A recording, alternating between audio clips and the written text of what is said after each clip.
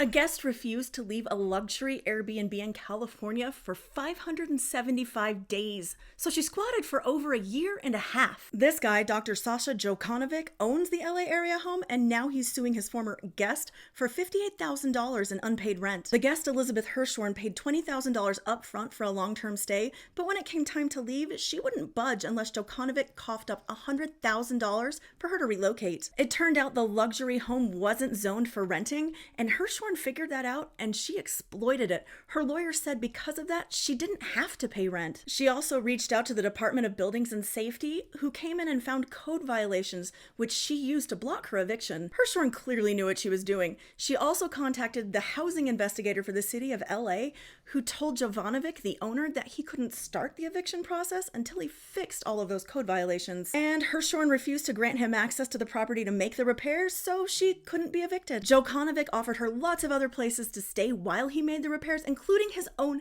house.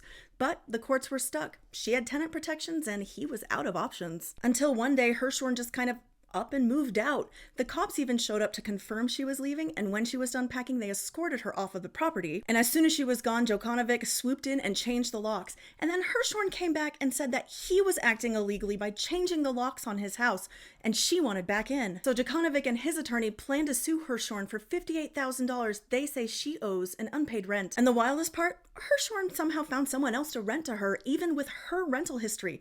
This isn't even the first time she's squatted. It's a big old mess. Y'all, owning an Airbnb is risky. When it comes to people who overstay their welcome, landlords are just kind of left to figure it out on their own without any help from the company. And if you're gonna rent it, you need to make sure that your property follows all of the rules, codes, and ordinances of your local area, because foresight is the best way to avoid an incident like this one. And if you do rent your home, make sure you screen both short and long-term tenants like your life depends on it.